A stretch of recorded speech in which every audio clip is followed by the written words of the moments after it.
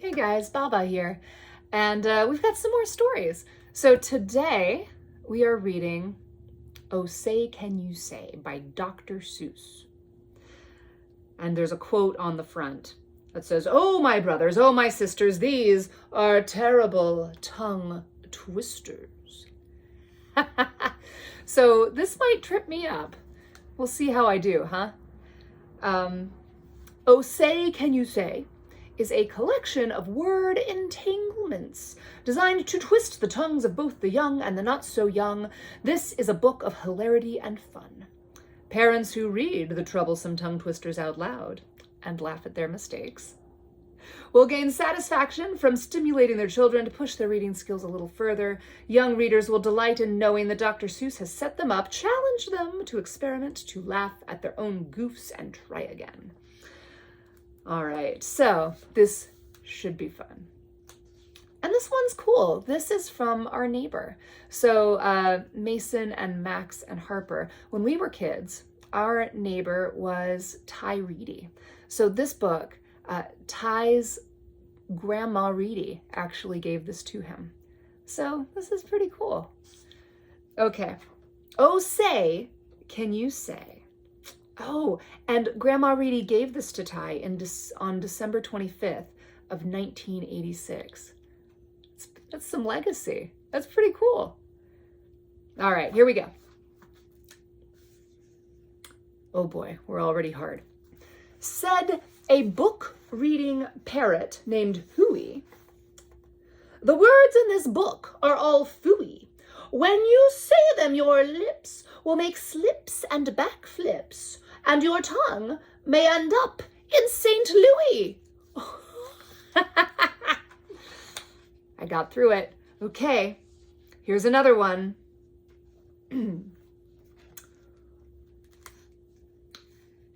All right, so we've got a chef and we've got some fish. "Do you like fresh fish? It's just fine at Finney's Diner. Finney also has some fresher fish that's fresher and much finer. But his best fish is his freshest fish. And Finney says with pride, the finest fish at Finney's is my freshest fish French fried." So, don't order the fresh or the fresher fish at Finney's if you are wise. You'll say, "Fetch me the finest French fried freshest fish that Finney fries." Oh, okay. I'm going to try that again. So, don't order the fresh or the fresher fish. At Finney's, if you're wise, you'll say, "Fetch me the finest French fried freshest fish that Finney fries." All right. Here's another one. This one's about a dinosaur. Okay, let's see. Here we go. This is Din's shin. So we have a dinosaur named Din. Din's thin. Din doesn't have much skin, and the bones fall out and the bones fall out of his left front shin. Then we have to call in Pinner Blinn, who comes with his handy shin pin bin, and with a thin Blinn shin bone pin, Blinn pins Din's shin bones right back in. Ooh, look, he's got all the pins. He's gonna help.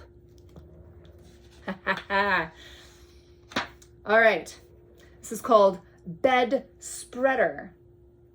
Here we go. Bed spreaders spread spreads on beds. Bed spreaders spread butters on roof. Oh, okay, hold on.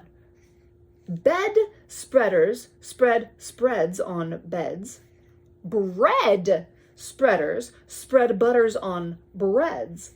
And that bed spreader better watch out how he's spreading, or that bread spreader's sure going to butter his bedding. Oh my goodness. Look at that. He's got butter, but it's going for the bedding.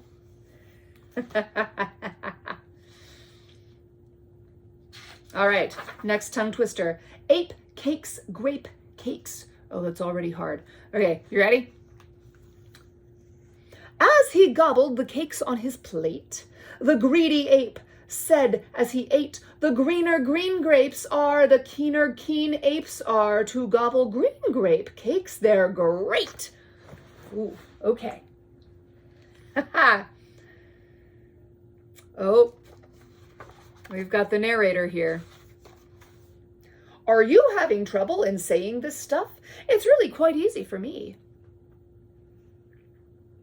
I just look in my mirror and see what I say, and then I just say what I see. Well, I'm glad it's easy for him. Do you think it'll be easy for you? All right, now let's talk about money. Here we go. You should leave your grox at home when you travel by air. If you take him along, they charge double the fare, and your grox must be packed and locked in a grox box, which costs much, much more than a little old fox box, so it's heaps a lot cheaper to fly with your foxes than waste all that money on boxes for groxes. Have you wasted your money on a grox box? Look at that. I love that picture.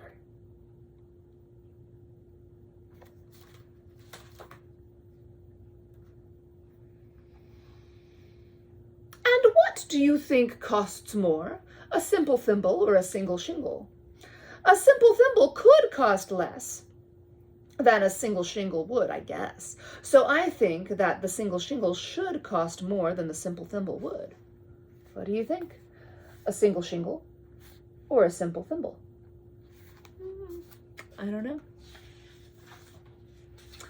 Eat at Skipper Zips. Ooh, what do you think this one's about?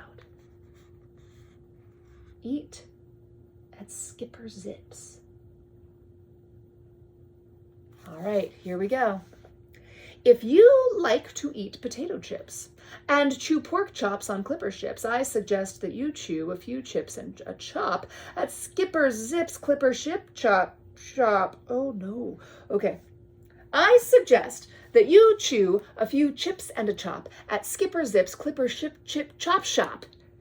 And if your tongue is getting queasy, don't give up. The next one's easy. You think the next one's going to be easy to say? I don't know. Let's find out. Okay. Here we go. That's a lot of words there. Do you think this one's going to be easy? Or do you think they were kidding? Huh. I don't know. This one's called FUD, the Fudnuddlers. Okay.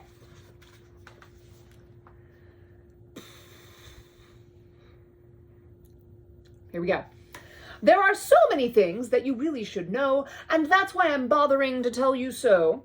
You should know the first names of the Fudnuddler brothers, who like to pile each other on the heads of the others. If you start at the top, there are Bipper and Bud, and Skipper and Jipper, and Geoffrey and Judd, Horatio, Horace, and Hendrix and Hud, and then comes Dinwoody and Dinty and Dud. Also Fitzsimmon and Frederick and Fudd, and Slinky and Stinky and Stewart and Stud. And down at the bottom is poor little Lud, but if Lud ever sneezes, his name will be...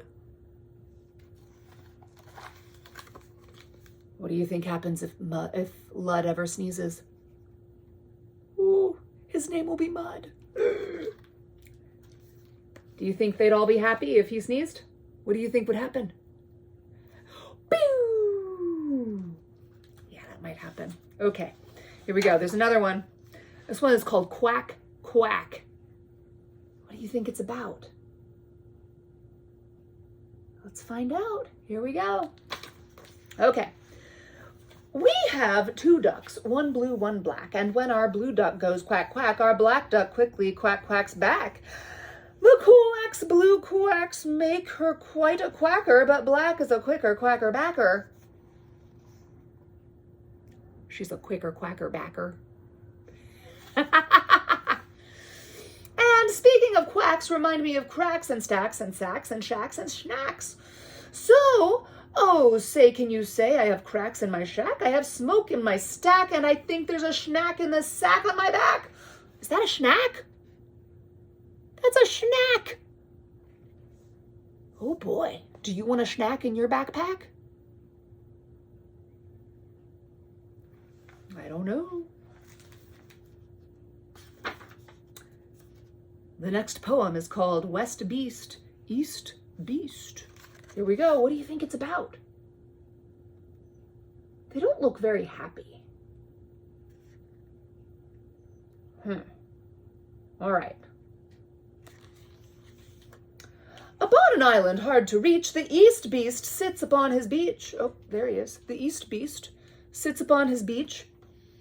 Upon the West Beach sits the West Beast, and each beast thinks he's the best beast. Oh, so he thinks he's the best, and he thinks that he's the best. Who's the best? What do you think? Which beast is best? Well, I thought at first that the East Beast was the best and the West was worst, but I looked again from the west to the east and I liked the beast on the East Beach least.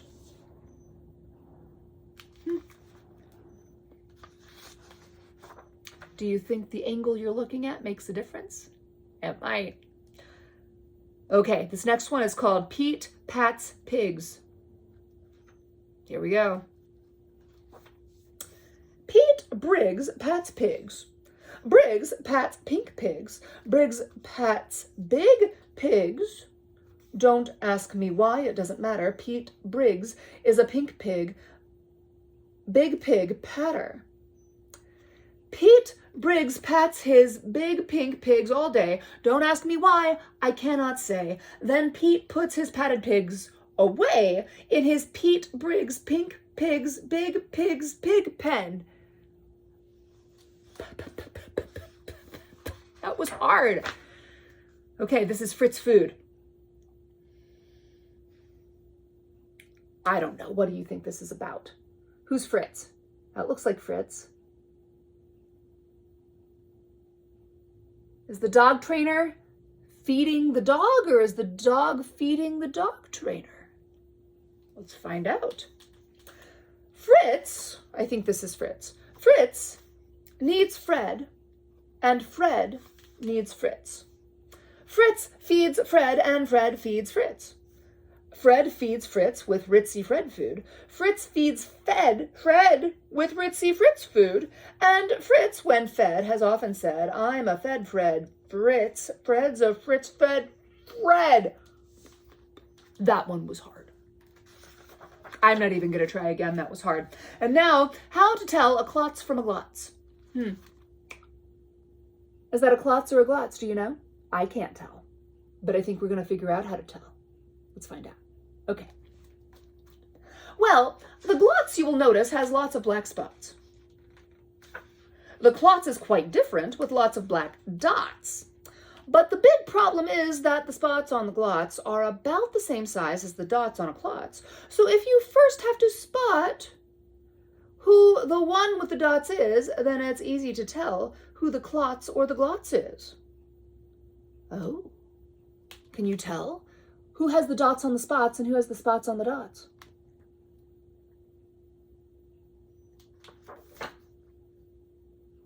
All right. What would you rather be when you grow up? What would you rather be? Let's see. I see a policeman. I see a baker. I see a chef. He looks like he might be a band leader. Maybe a band leader? I don't know. Let's find out. A cop in a cop's cap, or a cupcake cook in a cupcake cook's cap, or a flat flapjack flapper in a flat flapjack jack cap, or if you think you don't like cops' caps, flapjack flappers, or cupcake cooks' caps, maybe you're one of those choosy chaps who likes kooky captain's caps, perhaps. That's a kooky captain. There we go. That one was funny. All right, more about Blynn. What do you think this one's about? Okay. Well, when Blynn comes home tired from his work pinning shins, The happiest hour of old Blin's day begins. Mr. Blin is the father of musical twins who, tucking twin instruments under their twin chins, lull their daddy to sleep with their twin Blin violins. Look at that. They're lulling him to sleep.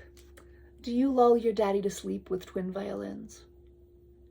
You might. I'd like to hear it. Maybe drums. I challenge you to lull them to sleep with drums. Oh, wait, there's more. And, can you say, far away in Berlin, a musical urchin named Gretchen von Schwinn has a blue-footed, true-footed, trick-fingered, slick-fingered, six-fingered, six-stringed tin Schwinn mandolin. Oh, that was a lot. All right, rope, soap, hoop, soap. Oh, here we go. What do you think that's about? We're going to find out. If you hope to wash soap off a rope, simply scrub it with a scrope. Scrope is so strong that no rope is too long, but if you should wish to wash soup off a hoop, I suggest that it's best to let your whole silly souped up hoop soak in Soapy Cooper's super soup off hoop soak suds. Oh, it was a lot. Merry Christmas mush. Oh, this should be fun. One year, we had a Christmas brunch with Merry Christmas mush to munch. But I don't think you'd care for such. We didn't like to munch mush much. Do you like to munch mush? It doesn't look very good. That looks green. Do you want to munch green mush? It could be minty mush. That could be good. All right, and speaking of Christmas, does that look like Christmas? Maybe in Florida. Let's find out. Here are some great gifts to give your daddy. If your daddy's name is Jim, well, that's Papa's name. Papa's name is Jim. So that's my daddy. Okay, let's find out. If your daddy's name is Jim, and if Jim swims, and if Jim's slim, the perfect Christmas gift for him is a sled of Slim Jim swim fins. Oh, Slim Jim swim fins. I like it. Okay, but if your daddy's name is Dwight, and he likes to look at birds at night, the gift for Dwight that might be right is a bright Dwight bird flight night sight light. Look at that. It's actually a pretty cool light. Okay, but never give your daddy a walrus. We're almost done. Okay. Do you think you should give your daddy a walrus? I don't know. A walrus with whiskers is not a good pet, and a walrus which whispers is worse even yet. When a walrus lisps whispers through tough, rough, wet whiskers, your poor daddy's ear will get blispers and bliskers. And that's almost enough of such stuff for one day. One more, and you're finished. Oh, say, can you say? Okay, there's one more. Are you ready? Here we go. Oh, boy. What do you think? The storm starts when the drops start dropping. When the drops stop dropping, then the storm starts stopping. All right. Well, I love you, and I will see you next time for Stories with Baba. Bye, Harper and Mason and Max, and any other cousins that have come along. All right. Love you. Bye.